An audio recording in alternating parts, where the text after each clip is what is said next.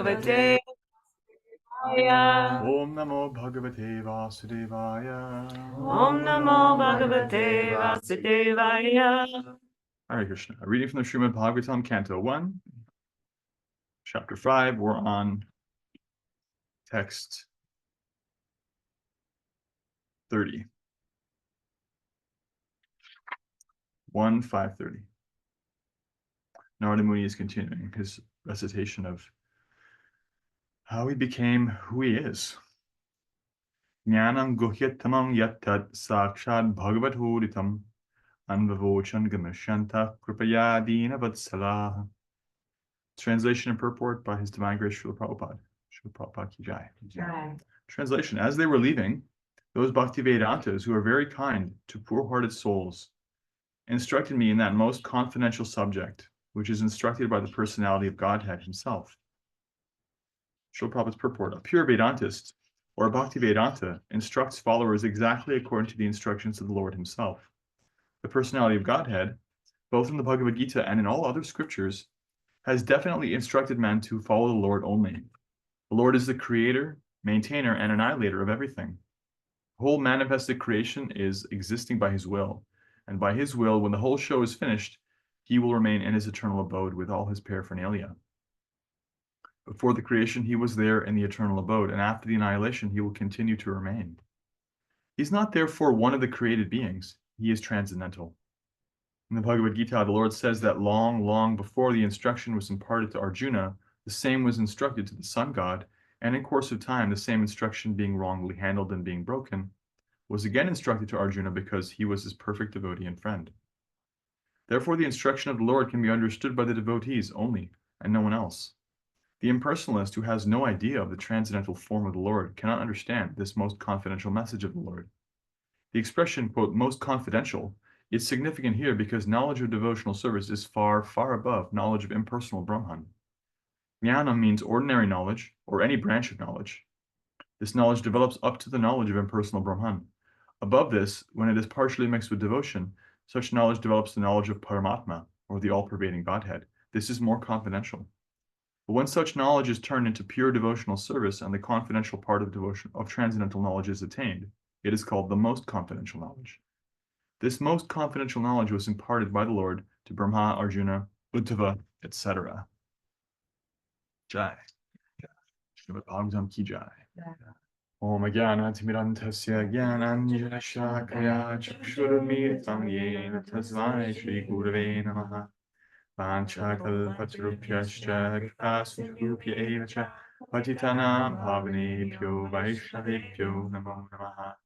Jaya Shri Krishna Chaitanya Prabhu Nityananda Shri Advaita Gadadhara Srivasadi Gaura Bhaktivinoda. Hare Krishna Krishna Krishna Hare Hare, Hare Rama Rama Rama Hare Hare. Hare Krishna. Welcome back to Kareem. So Narada Muni was instructed further. First, he heard the songs and mantras that these devotees were singing. He rendered service, and he was very open to them. He is described, he subjugated his senses, he controlled his senses, all very important. And now he was instructed by them directly. So there's a way in which, as devotees, we're advised to share indiscriminately with everybody, give them mercy. You know, every town and village is described in the Chaitanya Charitamrita, Adi Lila chapter 7, that Lord Chaitanya and his associates, they didn't judge who was qualified or unqualified. They gave the Maha Mantra to everyone. They spread kirtan everywhere. That's part of our mission. That's really the main thing we're doing. And also, as part of that, there is a way in which some people step forward and demonstrate receptivity. You know, we're also interested in seeing where the ground is fertile to sprinkle more seeds. And so these devotees could see Narada Muni in his child form, in his previous life, being very open, being very inquisitive, being very respectful, receiving, and being transformed by that. And so they directly gave him instructions. So this is the first point, is that as anybody who's giving any kind of care or instruction or teaching or any kind of position of seniority, whether you're a parent or you're like a spiritual, any kind of leader at all, even in the smallest context, you want to always be aware of the level of faith and trust that you have in your audience, in your junior, and the person under your care, person you're taking care of, because that determines how direct you can and should be with them. If they're really new, if they're interested but not so directly interested, you really shouldn't be giving direct instruction so much. If they're more, convinced, they're more like part of your core team, then you can and you really should speak up. Like, for example, this morning during the kirtan, I paused it to say, don't miss the syllables. It's Rama, not Ram, right? And then we back to the mantra. And it's like, that's not something I would do with anybody in the room. But I assessed that, okay, no, but this is the right time to do that, because I also, just English or Hindi or different languages will just cut off a syllable. And it's like, well, we want to do what these devotees did, which is instruct, which is instructed by the personality of Godhead himself. We want to keep the fidelity there. So that's possible by, first of all, being faithful ourselves. That's the main thing we have to do. And then when we see that somebody is ready to receive more than just the general instruction of chant Hare Krishna, we can start to give that. So these devotees did that for Narada Muni. And they shared what he calls the most confidential knowledge, the most confidential subject. So in Bhagavad Gita, there's 18 chapters, and each of the 18 chapters has a Sanskrit term. For example, the first chapter is called Vishada Yoga, the yoga of despair. Yoga means how you connect, right? So each chapter is a different form of how to connect with the Supreme. Arjuna connected through despair. He was absolutely shattered with what he had to do, and that really helped him to turn to Krishna. We have karma yoga through action. And the 9th chapter is called the most confidential knowledge. Trying to remember the Sanskrit for that. Anyway, it's the most literally the most confidential knowledge. Paramaguhya yoga, Paramaguhya, supreme secret. And so this is why it's there in the middle of the Bhagavad Gita. It's very central. It's the middle 6 chapters are really about bhakti primarily. Everything's about bhakti in Bhagavad Gita, but the last 6 have to do with Gyan more. The first 6 karma, kind of like connecting your actions and your knowledge to bhakti. And the middle 6 are really directly bhakti. And of the middle 6, the middle is the 9. Chapter 9 is the most confidential knowledge, and in that, Krishna really talks to his nature as a person, ready, willing, and able to receive devotion. That's the chapter where he says, if you offer me a leaf, a flower, a fruit, or water with devotion, I will accept it. That's where he says anybody can practice devotion, doesn't matter what order of life you're in, and I'll accept it. And even if you're engaged in really messed up activities, if you're sincere in your devotion, you become completely purified. That's where he talks about this. He reveals himself as the one who carries what you have and preserves what you have and carries what you lack. Very intimate knowledge. So this is what Narada Muni is talking about. Ultimately, the canon of Vedic literature is quite diverse. It's vast. There's even a lot of material knowledge. You have Ayurveda, knowledge of life sciences. Wouldn't be a human society without the capacity to keep and maintain and go back to good health, right? You have Dhanurveda, military science. You have different kind of like architectural science and social science and psychology and all these things. And you also have spiritual science, knowledge that the self is beyond matter, that it's actually immeasurable, that it's actually operates under different rules than matter does. Rules of karma, for example, it's bound by those things. And beyond that, actually, as we go deeper into spiritual science, we understand that we're actually units of spirituality. We're actually little individuals, and the Supreme is actually in his ultimate form an individual, a supreme person. This is the most confidential knowledge. And one way to understand why this is the most confidential knowledge is by looking at our own self, our own limited scope, our little scale. We're little reflections, right? So we can see in our lives, we can feel more comfortable showing the indirect parts of ourselves. We can leave a voicemail. That's our little separated energy. It's like, who's that? Oh, that's Shamyapras. Not actually me. It's just my voice, but it's Shamyapras. It's an extension of him, right? But who do you actually open your heart to completely? Who do you really trust and let in? that takes, that takes some assessment. And that's your most confidential knowledge of who you really are, who can you be really vulnerable with. So Krishna doesn't just, as a gentleman, doesn't just give himself away in his most intimate feature. Every part and parcel of him belongs to him, and everyone gets mercy. But he's also reciprocal. He's also interested, like, who's actually interested in me? You're not interested in me so directly. Okay, no problem. I don't take it personally. You can have my material knowledge. You can have my impersonal knowledge. You can have, I'm patient, He's very, hands off. He doesn't need that. But if anybody's actually interested, I really want to know you, really want to see you, Lord. If anyone's singing like George Harrison, if they have that feeling in their heart, like I really want to understand and I want to connect with you, then he starts to open up. And so these devotees could see that this child, Narada Muni, the would-be Narada Muni, has this receptivity. And so they're sharing that actually behind all these mantras and mudras, all these kinds of activities of the body and, precise Sanskrit and different things, there's devotion, right? This is what you're experiencing fundamentally is devotion. There's devotion. Devotion means there's the devotee, there's the acts of devotion, and there's the object of devotion.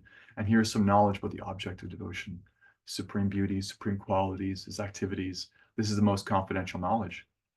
So this is why we see that Bhagavad Gita is arranged the way it is. Why we see the Srimad Bhagavatam is arranged the way it is. Bhagavatam is the most confidential knowledge expanded. It's really primarily lila. There's a good bit of philosophy in there. There's entire sections which are very precisely delineating. Okay, then when the material manifestation is emitted, this is the next thing, and from that comes this, and from that comes this, and it's very scientific and very precise, very technical. But really, that's in support of the Supreme Person. Those things exist, for example, in Bhagavatam, so that we have a sense of wonder and amazement at the power, majesty, opulence, supreme intelligence of the Supreme Person. But really, it's about, Varahadev fighting and protecting his devotees, and Nrsingadev, like his fierceness toward demoniac Hiranyakashipu and his gentle love for Prahlad, and how Prahlad wins Nrsingadev with his beautiful prayers. We read those on the way back from Toronto, and there's so much in that. And ultimately, in the 10th canto, it's really just sweet exchanges of love, very freely offered and received. So this is the most confidential knowledge, and this is the gift of our parampara. This is what, as the verse says, is instructed by the personality of Godhead himself. We, just like we all want people that we can really trust and really be ourselves around, Krishna feels very satisfied with that. So he wants to share that. And we want to receive that as it is. Bhagavad Gita as it is, the Shastra as it is, as it's instructed by the personality of Godhead himself. So we have that fidelity in form, but also primarily fidelity in purpose. That this whole movement is meant to develop unconditional love, and which we're all capable of. And that's an exchange here of the knowledge of that from teacher to student that Narada Muni is imparting to Vyasadeva, because Vyasadeva asked, why am I not satisfied? I've presented so much scripture, even I've done so much good work, and he had really amazing. He's actually a Shakyavash avatar. He's divinely empowered to do it, but he still didn't feel satisfied in his lila because he wasn't so direct. He wasn't really given the essence. Narada Muni is saying, this is the essence, and this is how I know. Because when I got the essence, I became transformed.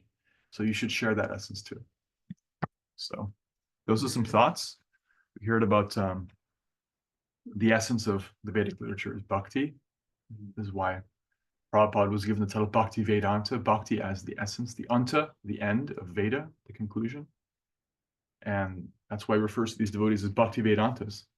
And we heard about, how teachers should be careful to see what the level of faith and trust is before and until, they start to really give direct instruction one-on-one, like do this, don't do that.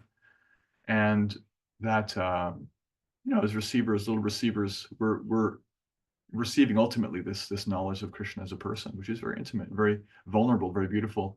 We want to honor that and see that it's a supreme gift. It's actually like a very vulnerable exchange from the divine person that nobody really earns that. Nobody ever can buy that. It's not a karmic thing you can earn. It's just like any relationship.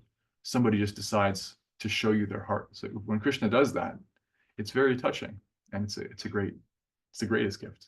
So we'll take in now any comments or questions or reflections, anything that stood out. Krishna.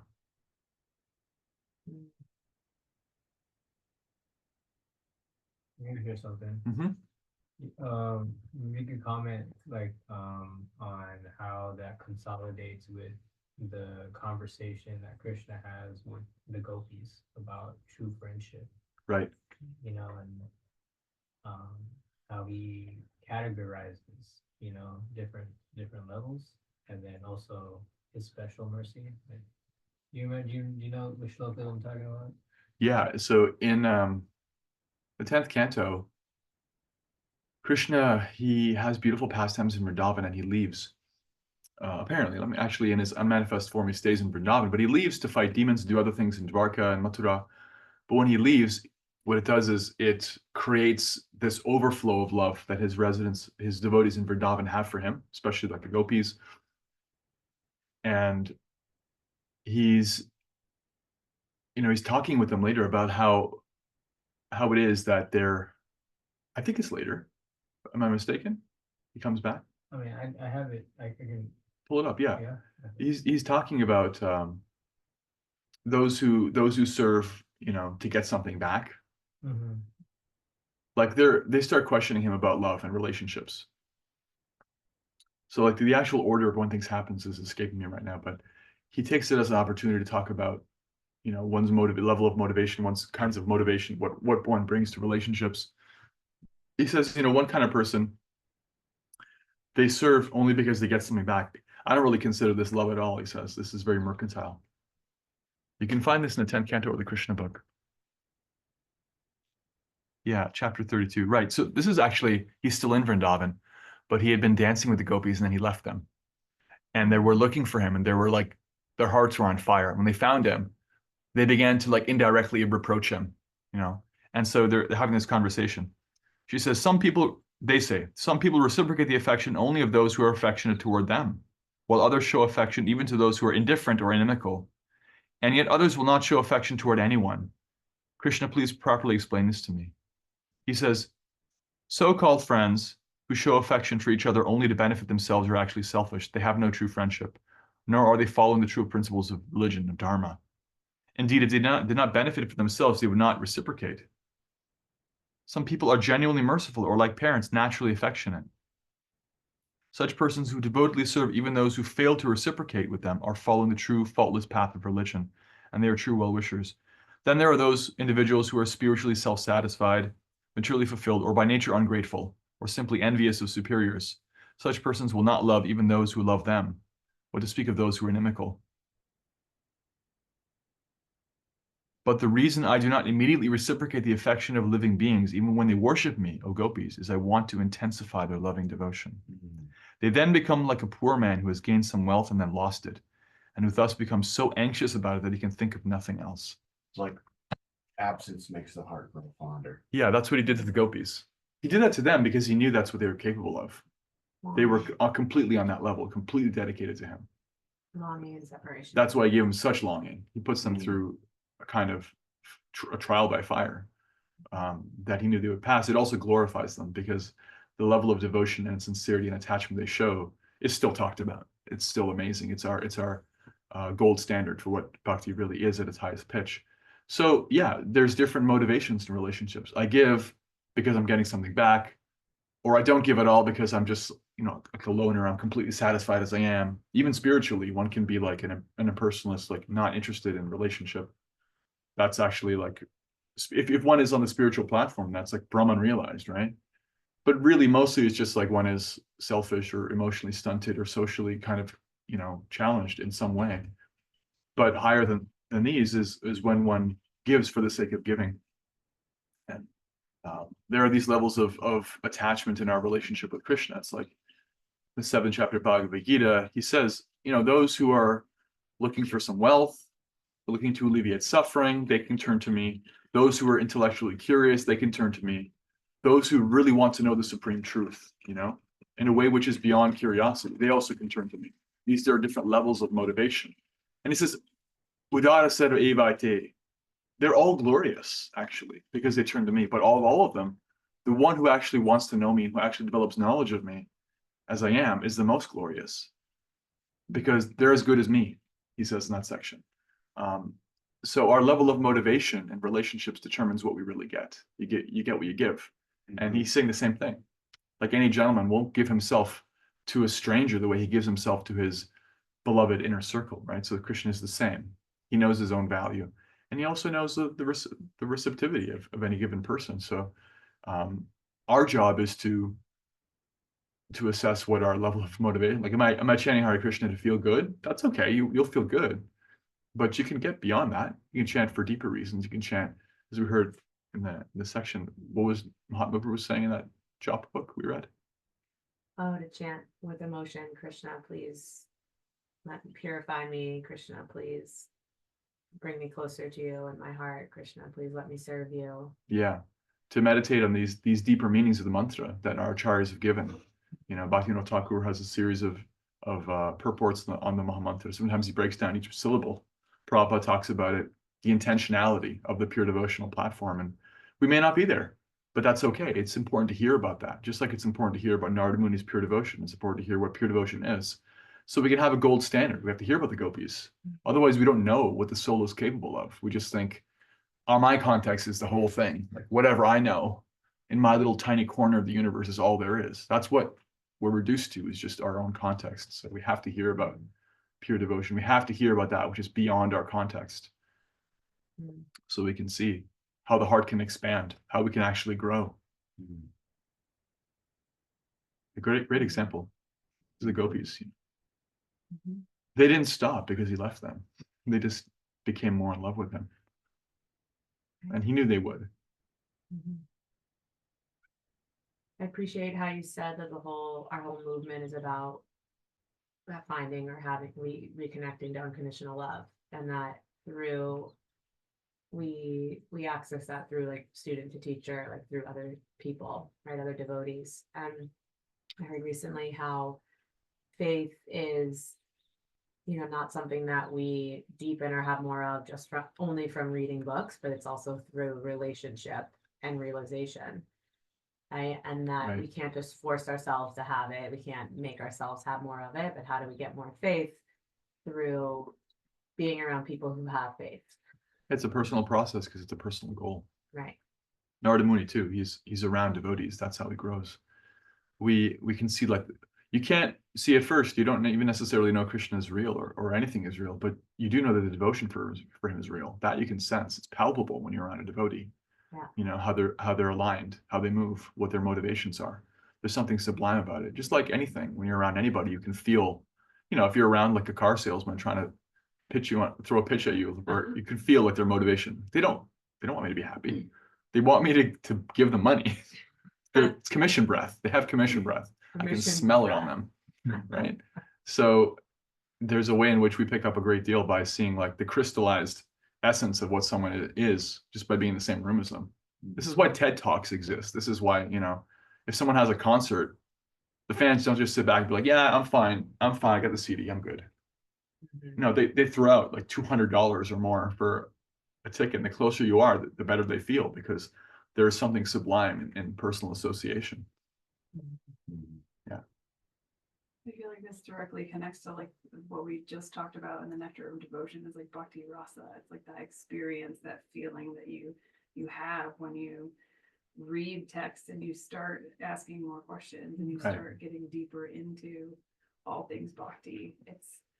It's a feeling that you can't describe. You have to just be in it. You have to open your heart enough to want to accept and understand and have an excitement to want to learn more. Yeah, there's a way in which it's sublime, and then there's a point in which you could be like, well, what's the deal? Yeah. And then you can inquire, Bhakti Rasa.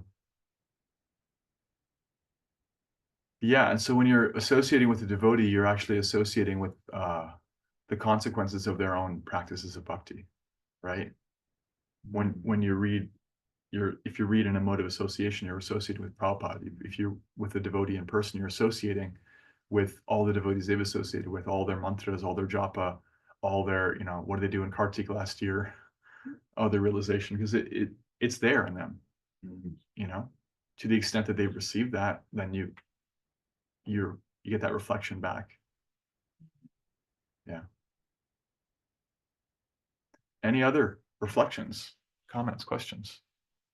I was going to almost say something very similar about Rasa and Tatva and what you talked about this week, and how, you know, knowing about God is one thing, but experiencing a personal relationship with him is much greater. So I kind of got that from this passage, as well as the importance of the parampara. And just, you know, how Krishna had imparted this knowledge and then it kind of got warped, and then he's imparting this knowledge again with Arjuna. And so that importance of the disciplic succession and hearing from bona fide sources and having it like rinse and repeat, like repeat and repeat and repeat and continue to read from the source. And then you also just made me laugh, because in my japa meditation today, I had this like whole vision of like a concert. And I was like, wow, I've paid so much money to go see so many people. And like, as I was like chanting today, I was like, wow, can you imagine like Krishna up on stage and all of us are like chanting and singing like directly to him in this concert. And so it was really funny that you said that today, because it was like the experience I was having today and just relating it to like what we spend our time doing and like what we really should be doing. And it's kind of funny to juxtapose those experiences on top of each other. Well, you know, if you think about how popular concerts are, and you look at how this movement started, that's literally what Lord Chaitanya did. He was a rock star, you know, apparently. Like, he was just so beautiful, so magnetic, so charismatic, overflowing. I mean, his physical symptoms of devotion were like, it's described, when he cried, it'd be like syringes of water flying from his eyes. It was so incredible what happened in the presence of Lord Chaitanya and his kirtan. And he would travel, and wherever he went, people would be like, wow, what is going on? And they would follow him. Sometimes they'd be like, you know, like there were some sannyasis in what is that city? The center. Benares. Yeah, Banaras, Varanasi. They were like, oh, this is not a real sannyasi. He's just doing a sentimental singing and dancing bit, you know? You should be studying Vedanta. And so he would use a different approach with them. He would kind of sit down, and he invited him for a talk, and he sat down very humbly in the place where your shoes go and your feet are washed. They saw his humility, and he won their hearts over in different ways. But Lord Chaitanya, he showed what pure devotion for Krishna is, because he's experiencing it. He's like just exploding with bhakti, right? And that's transformative to be around. It's transformative to witness, to hear. And it won Rupa Goswami, it won Sanatana Goswami. They'd start writing and they start being who they are, and they win other people. And it's like, this is how the thing goes. You know, when you're around a devotee, we're all just in Lord Chaitanya's kirtan. We're all just like receiving the echo of his incredible bhakti for Krishna, because he's in Radharani's mood. He has that. And his whole mission is to taste it and to give it to everyone else. So it is a giant concert, actually. It just never ends. It's been going on for 500 years. And in this little corner of, you know, Vermont, it's going on there, it's going on in the Antarctic, someone's chanting Hare Krishna. You know, this is all an echo of a gigantic concert Lord Chaitanya is having. And he's like a conductor, you know, getting it all together, but he's also tasting it himself. So speaking to that, and also just the universality, because we all love these kinds of experiences, and it's very simple, it's very heartfelt, it's natural. And it's beyond philosophy. We have unlimited philosophy, you know, to support this, and we don't abandon any of that, but there's a reason we're called the Hare Krishnas, you know. And in the introduction or preface to Chaitanya Charitamrita, Prabhupada describes it like a teacher. You know, when you're learning to write, the teacher can write on the board very slowly, as if they're learning to write too, right? Or if you're learning like one-on-one, they'll come to you and take your hand, and like they'll write like K-R-I, right? Krishna, like this is what it looks like, as if they don't know. They know everything. They can write like beautiful script, but they're acting on your level, so you can relate to them, so you can do the motions and follow the motions and start to become qualified to read and write. Lord Chaitanya did that in terms of bhakti. This is what bhakti is. This is how it works. He instructed Rupa Goswami to instruct us. These are the divisions of bhakti. These are the levels of bhakti, Shraddha, Sadhu Sangha, Bhajana Kriya, etc. This is the science of it. These are the spiritual emotions, all the things that we could never figure out on our own. And he exemplified that himself. And so this is what great teachers do. Jai. Yeah. And the first thing to do is to just be that. You have to be whatever you're teaching, you know.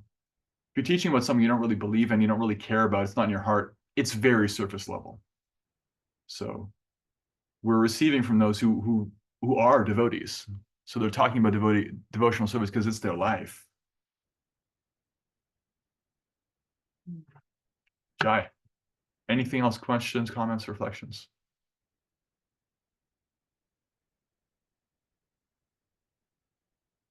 Okay. Srila Prabhupada ki jai. Jai. Srimad Bhagavatam ki jai. Jai. Now we'll take this opportunity to offer our respectful obeisances unto all the Vaishnava devotees of the Lord, who just like desire trees can fulfill the desires of everyone and are full of compassion for the fallen creation soul. Vancha kalpatarubhyascha kripasinubhyaeva patitanam pavanebhyo vaishnavibhyo namo. Anantakoti Vaishnava Vrinda ki jai. Jai. Hare Krishna.